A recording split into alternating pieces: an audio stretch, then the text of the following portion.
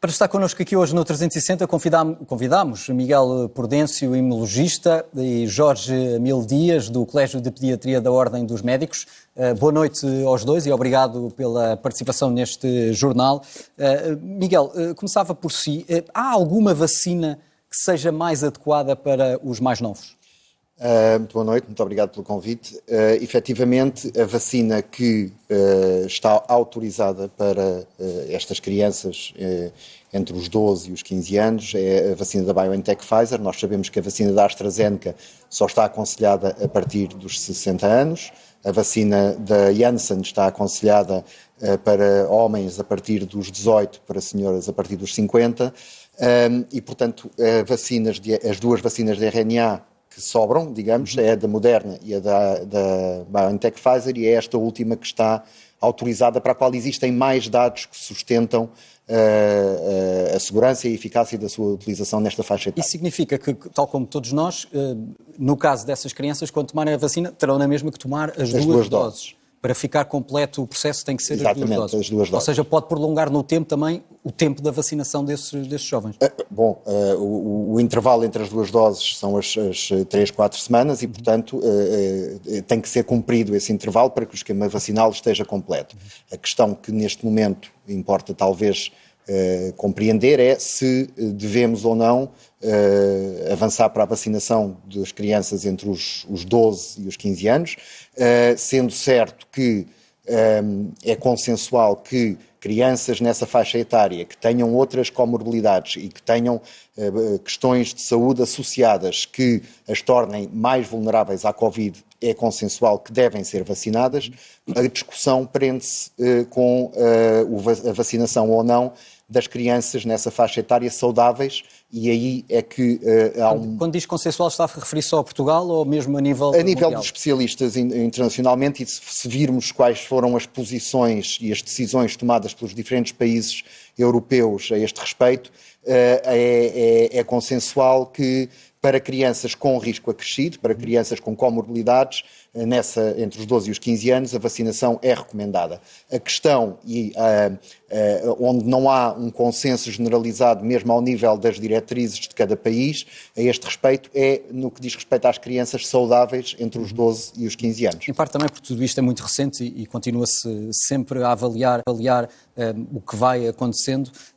Não deixa, e é importante também de referir, não deixa de haver também qualquer indicação contrária, no sentido de que podem provocar algum problema. Não, de resto, a Agência Europeia do Medicamento autoriza a vacinação, portanto tem um parecer no sentido de autorizar a vacinação de crianças nesta faixa etária. Caso contrário, sem essa autorização, mesmo aquelas crianças com comorbilidades não poderiam ser vacinadas. E agora os diferentes países estão a tomar as suas decisões relativamente à vacinação dessas crianças saudáveis nessa faixa etária. Jorge Amil Dias, boa noite, uma vez mais. Deixe-me fazer a pergunta desta forma, porque eu acho que é uma pergunta que muitos pais a farão assim. Imaginando que estava aqui, eu consigo, numa consulta para a minha filha Constança, que tem 14 anos, e se lhe perguntasse se a devia ou não vacinar, o que é que me diria? Boa noite, muito obrigado pela oportunidade em participar nesta conversa. Eu devo, por dever e pela posição que desempenho, devo cumprir e recomendar as normas que são oficialmente recomendadas pelos corpos técnicos que têm a obrigação e a autoridade para as fazer. Mas é evidente que a questão que coloca é aquilo com que somos confrontados no dia-a-dia, nas nossas consultas, nos consultórios, nos hospitais. E o que eu diria hoje, com a informação que temos neste momento, é que a doença da sua filha, no caso de ser infectada, será muito provavelmente uma doença ligeira, que há vacinas que estão a ser avaliadas, mas para as quais não temos ainda estudos de dimensão suficiente para poder recomendá-las com toda a segurança. E, por esse motivo, recomendaria provavelmente que aguardasse mais algum tempo antes de tomar a decisão de vacinar. Quando diz aguardar mais algum tempo, até porque pelas informações que temos nos últimos tempos, é que a DGS estará para dar nota sobre essa vacinação, será para avançar ou não. Será esse tempo suficiente? Ora, vamos ver. Quando se discute esta questão, que é inevitavelmente polémica, como todos já percebemos, quem está de um lado ou do outro invoca os que muitos países já o estão a fazer. Não é verdade, não há muitos países a fazê-lo, há alguns países a fazê-lo, e vale a pena então aguardarmos um pouquinho e ver como é que evolui a situação, que riscos, porque é agora com grandes grupos que se adquire mais informação sobre a segurança da vacina. Portanto, vale a pena contextualizar isso. Mas, se quisermos copiar o que outros países estão a fazer, então se calhar pegávamos e copiávamos também a norma inglesa de acabar com todas as restrições, que está claramente contrária àquilo que acabou de ser mostrado nas reportagens que acabou de passar. Portanto, copiar necessariamente o que os outros estão a fazer só porque outros estão a fazer, não me parece que seja um argumento muito sólido. Até porque nesta pandemia estamos todos a aprender em exercício. E é com a experiência de uns e de outros que vamos consolidando alguns dados sólidos. E dos dados que temos consolidados, temos que a doença é grave, muito grave, em idosos, é potencialmente grave e muito grave em adultos, mesmo nos adolescentes e na tal faixa acima dos 16 anos, há um risco significativo de doença grave e, por esse motivo, recomendar a vacinação é claramente um ato de saúde pública da maior importância. Quando falamos de grupos mais jovens, que têm habitualmente uma doença ligeira e o número de casos graves é muito pequeno.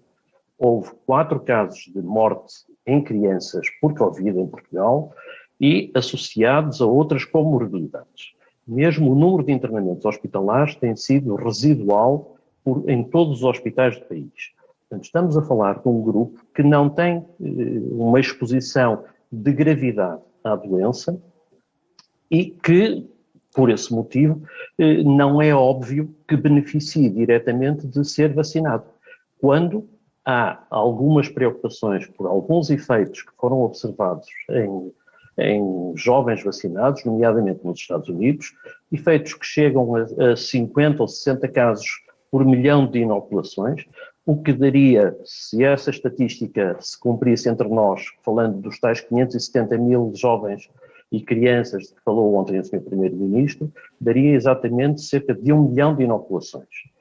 Quer dizer que teríamos de estar preparados para ter entre 50 a 60 casos de miocardites em crianças que não tinham um risco grave de doença, mas que passaram a ter alguma morbilidade associada ao ato que nós criamos.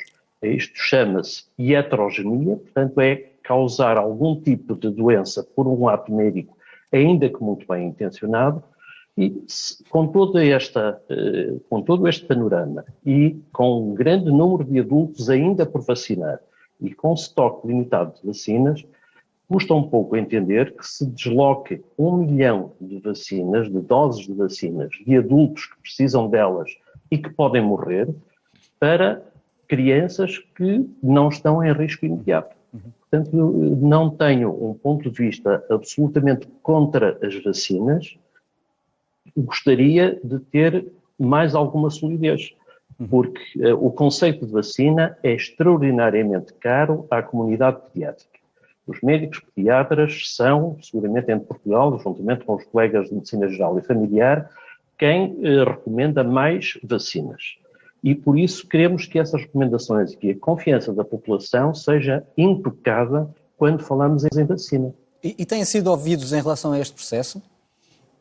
Perdão, não. Se têm sido ouvidos em relação a este processo, pelo que me está a dizer, sim, está ainda com muita prudência sobre essa vacinação, quando já estamos a falar em algo que parece que vai acontecer daqui a pouco tempo. Pois, é verdade que foi nomeado um grupo técnico, o Colégio de Pediatria da Ordem dos Médicos está representado nesse grupo de trabalho, tem veiculado as preocupações, que são também comuns a outros pediatras, E, enfim, a decisão final decorrerá destes fatores que acabei de enunciar, mas também de outros argumentos, e eu tenho conhecimento que há médicos e que há pediatras que não partilham completamente estas reservas e que terão um ponto de vista diferente no sentido de avançar rapidamente com a vacinação. E é de pesar esses vários argumentos e, enfim, ponderá-los devidamente que decorrerá a recomendação que a Direção-Geral de Saúde fará.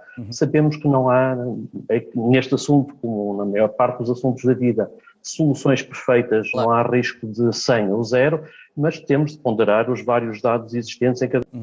Miguel, perguntava-lhe, porque já percebemos aqui que nem somos jovens, há jovens, mas há uns mais jovens, outros menos jovens, digamos assim, e há ali diferenças entre as idades, 16 para cima, 16 para baixo.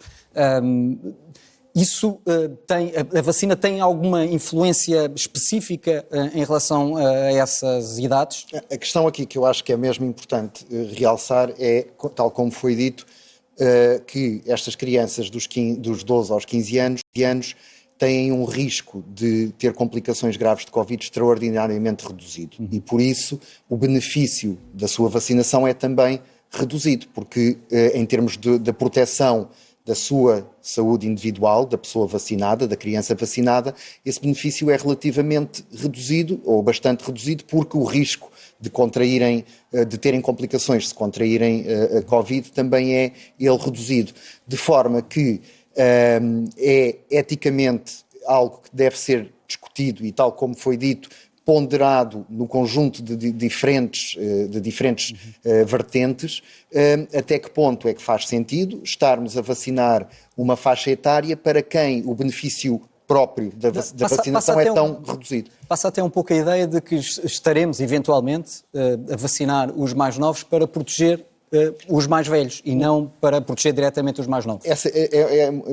O que acabou de dizer está muito, muito bem dito, porque realmente a vacinação destas crianças vai ter um impacto na transmissão do vírus, porque nós sabemos agora que as vacinas também protegem em larga medida, contra a transmissão, contra a infecção e, portanto, contra a transmissão, e tendo estas crianças vacinadas, a probabilidade de transmitirem o vírus diminui.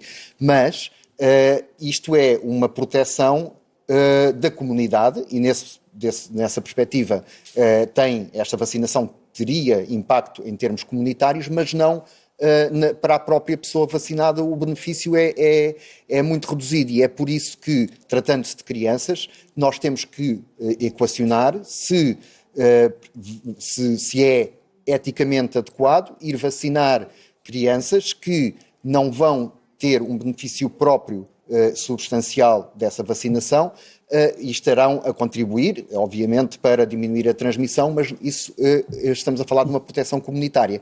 Isto é particularmente relevante, por exemplo, se nós pensarmos em países como, por exemplo, a França, os Estados Unidos, onde a adesão vacinal é bastante baixa e em que a vacinação desta faixa etária pode ser importante para se atingir a tal imunidade de grupo, para se conter o vírus e impedir a transmissão a pessoas mais vulneráveis. Em Portugal, felizmente, nós temos uma taxa de adesão muito elevada. E tendo uma taxa de adesão muito elevada nas pessoas que são realmente mais vulneráveis, e tratando-se, estamos a falar de cerca de 5% da população nesta faixa etária, não me parece que seja imediatamente evidente que seja necessário irmos vacinar estas crianças para impedir a transmissão, quando as pessoas a quem elas poderiam transmitir a infecção e com consequências graves, essas pessoas estão maioritariamente vacinadas. Portanto, nesta perspectiva, são estes fatores todos que temos que ter em conta. Qual é a situação vacinal de cada país, qual é a adesão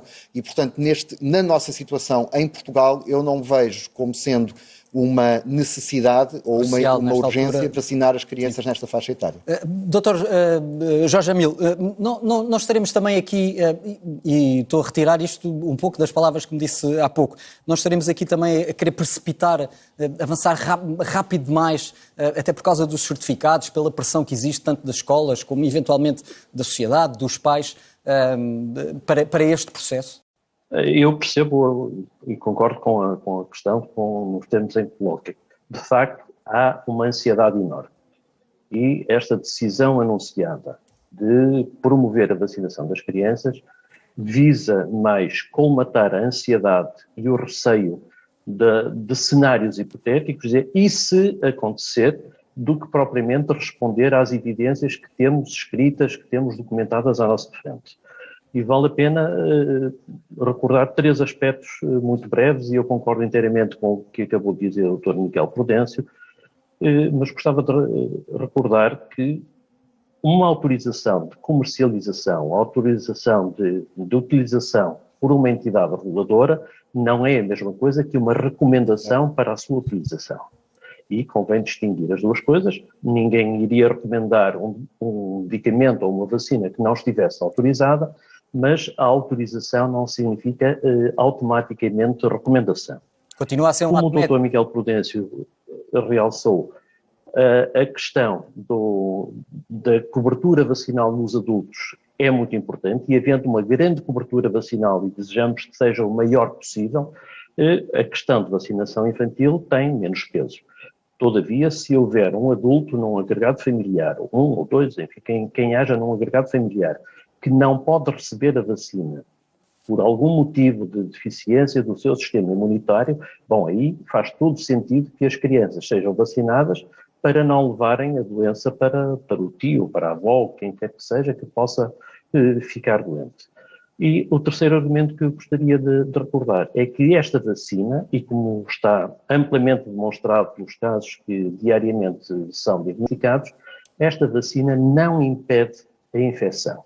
E por isso o conceito de imunidade de grupo, no conceito clássico que conhecemos, que é de fazer desaparecer a doença, como aconteceu com a varíola, como aconteceu com o sarampo em muitos países, neste caso é um conceito desejável, mas infelizmente não é garantido que se atinja. Em primeiro lugar, porque a vacina não impede completamente a infecção e, portanto, mesmo as pessoas vacinadas continuam a estar sujeitas a ser infectadas, e, por outro lado, porque temos o vírus a mudar com variantes e estamos continuamente a testar se as novas variantes são sensíveis à vacina, porque estamos todos ansiosos que possam aparecer mutantes que possam não ser sensíveis e que seja necessário mudar a composição das vacinas. Portanto, por tudo isto, parece-me que a prudência recomendaria aguardar um pouquinho mais, ver o resultado dos países onde o programa está a ser implementado e então tomarmos as decisões que forem mais sensatas e até lá usar todas essas vacinas nos adultos que podem morrer e que precisamos de proteger. Vamos ver o que é que acontece nos próximos dias com a decisão da Direção-Geral de Saúde. Miguel Prudêncio e Jorge Amil Dias, aos dois agradeço por terem estado aqui no 360. Boa noite. Boa noite, obrigado. Obrigado, boa noite.